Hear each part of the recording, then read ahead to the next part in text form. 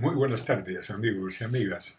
Bueno, amigos, los que queden, porque yo creo que me sobran dedos de la mano de los amigos que pueda tener ya en razón de la edad y en razón de que hoy el concepto de amistad no es lo que era. Hoy tienes muchos amigos en las redes sociales que en un momento determinado dejan de serlos porque no coincides con el parecer o pensamiento de cada uno de ellos.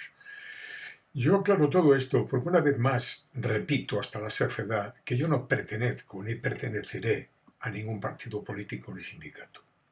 No. Yo expreso mi opinión libremente, con contradicciones, seguramente alguna vez, y con el derecho a que me lleven la contraria a otras. Lo que no puedo admitir, o no debo de admitir, respetando la libertad de opinión de cada uno, es que se malinterpreten mis opiniones. Yo el otro día hablaba en sentido figurado de los 4 jinetes del Apocalipsis. Y ya sabéis, la guerra, el hambre, la peste y la muerte.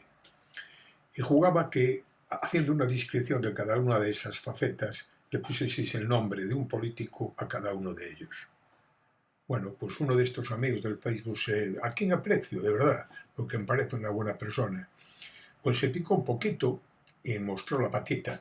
Mostró la patita diciéndome que en otra cueva también había otros personajes que merecían ser nombrados.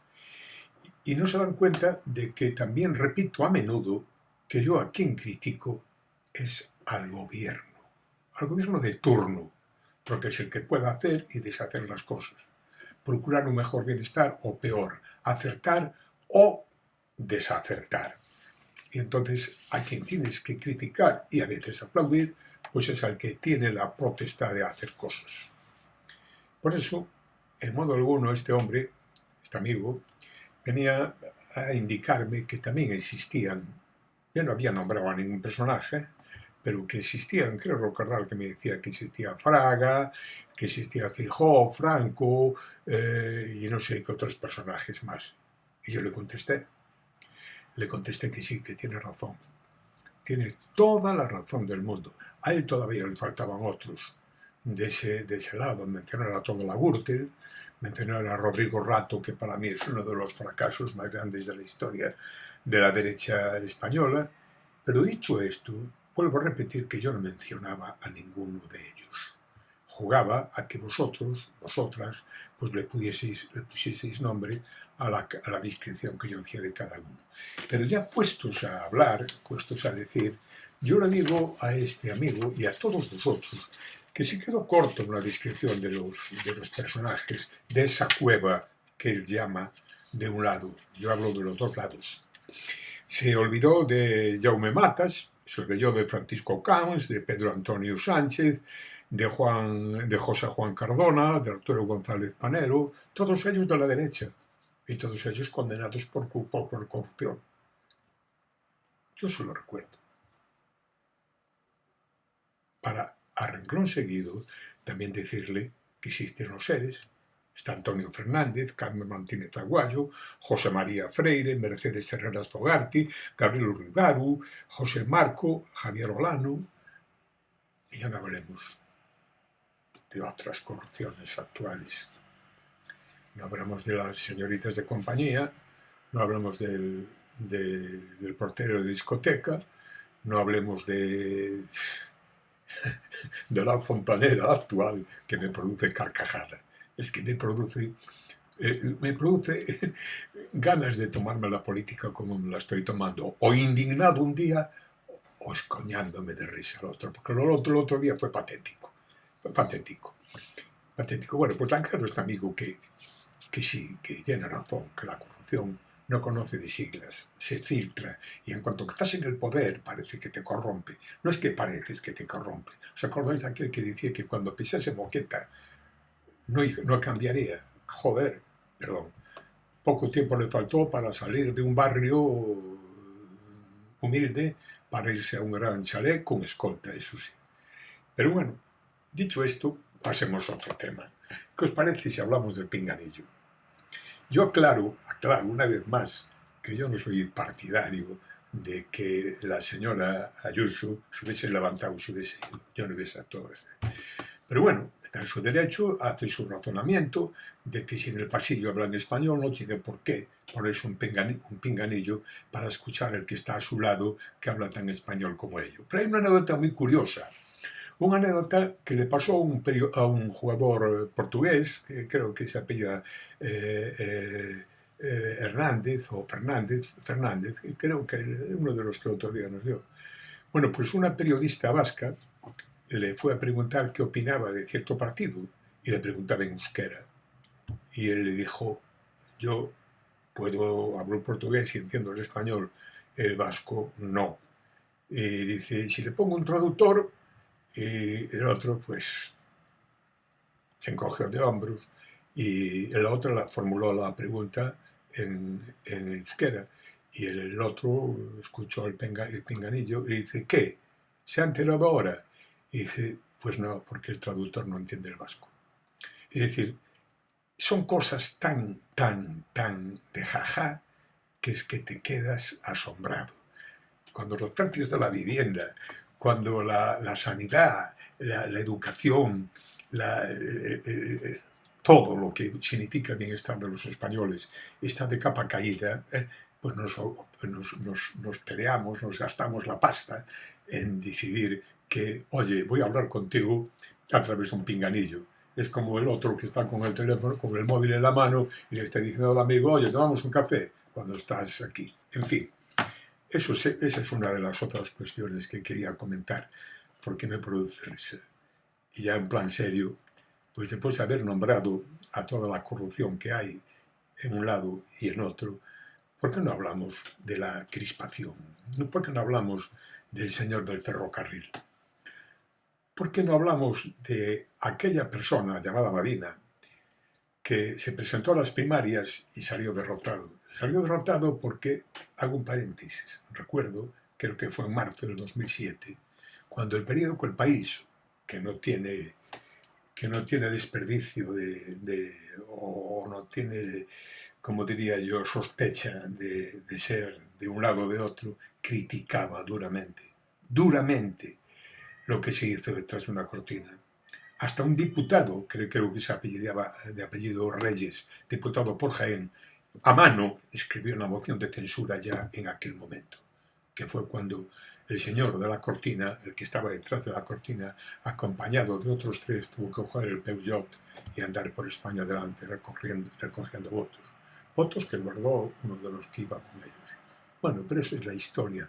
Una historia que no hay que olvidar, hay que tenerla presente, de un lado y del otro. Es decir, ahora le toca a unos y mañana le tocará a otros. No olvidaros que hay una ley que es inexorable, que es la ley pendular.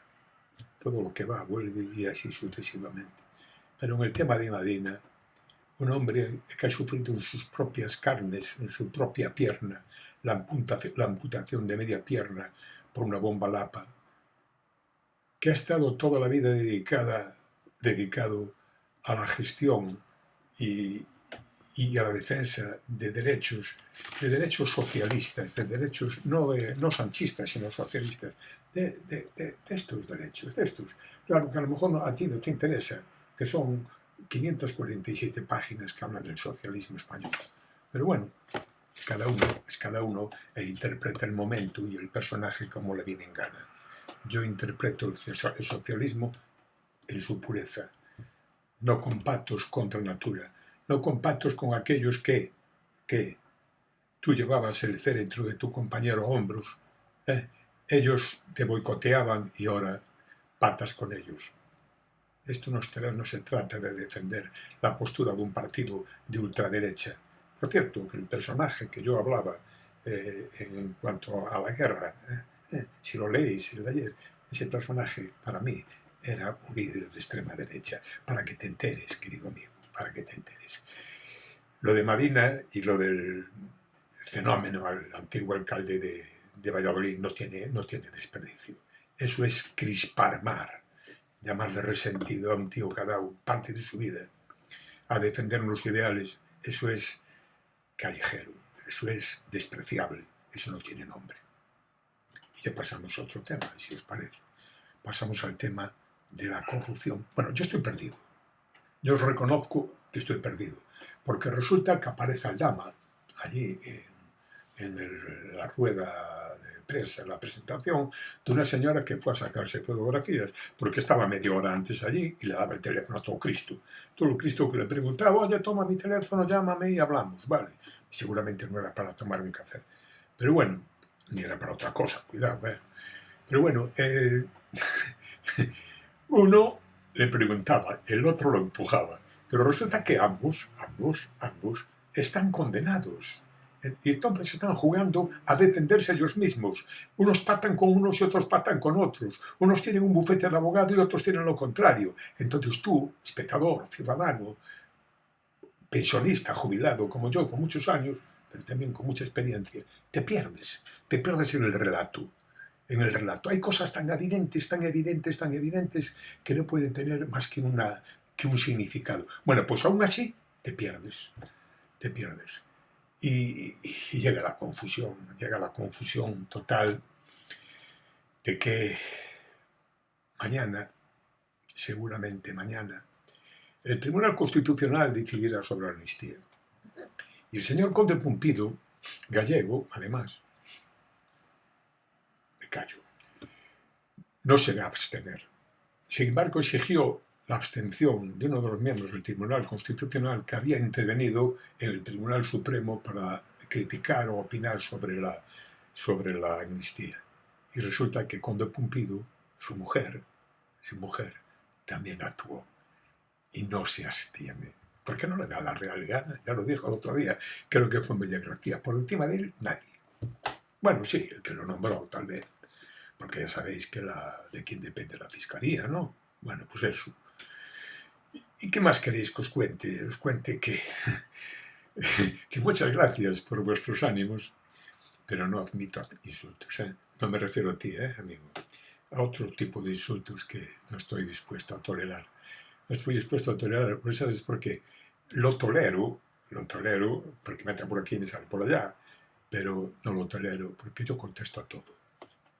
Cuando me llamas, contesto. Y si eres tan miserable que no quieres dar la cara, que me acuses en otra red social de que estoy con mis rollos políticos, pero tú no das la cara, en tu perfil aparece una serie de monigotes que no sabemos quién es, y me acusas a mí de mis rollos políticos. Yo no tengo rollos políticos, yo soy un opinador jubilado que tengo derecho a opinar lo que me dé la real gana, como tú. Pero yo no ofendo. Yo si lo llamo a un presidente actual mentiroso, es porque es mentiroso. Como a mí, si me llaman calvo, es que soy calvo. O si me dicen que soy muy mayor, pues porque ya he rebasado la edad media de los ancianos, a pesar de que debes a mí tan así. Estoy bien, gracias a Dios. Aún te puedo ganar a correr. Pero bueno, opina lo que te dé la gana, critica lo que te salga de dentro, pero no ofendas, porque yo no estoy aquí para aguantar tus ofensas. Estoy aquí para opinar. Me da la gana, si quieres me lees, y si no, no me lees, o no me escuchas. Y si quieres me dices que no estás de acuerdo conmigo, y tú tan campante. Y si me dices, como me dice mi amigo, que solamente menciona a unos de la derecha, ya le digo hoy que he mencionado a otros más, y otros que se me olvidan. Pero no diga él, no hablemos del GAL tampoco, no vayamos por allá del caso Filesa y no hablemos de más cosas. En fin, yo estoy tratando un poco el coñazo, pero me gusta el debate sin insultos, sin ofensas. Y no olvidaros de que estamos viviendo una sociedad con una crispación tan alta que tenemos que relajarnos y no ofender, opinar. Y no olvidaros tampoco, repito, no olvidarse, de que somos personas mayores y que en pocas ocasiones veo defender la lucha contra el edadismo. El edadismo se practica desde el propio Congreso de los Diputados, porque ¿cuántas personas mayores de 65 años veis allí? ¿Cuántos concejales o presidentes de diputación o simplemente diputados veis que tengan una experiencia? ¿En cuántos concellos se ha creado la concejalía del mayor? En ninguno, o en pocos. Bueno, amigos y amigas, aquí me tenéis para lo que queráis y algún día, algunos, os invitaré a tomar un café. Dentro de 3 días conmemoro un acto que para mí fue muy importante. Mucho, muchísimo. Uno de los actos más entrañables de mi vida. Yo os explicaré cuál es. Y vosotros, que algunos estuvisteis, sabéis que fue el día 13, día de San Antonio. Gracias a los que allí estuvisteis y volveré a hablar de ello.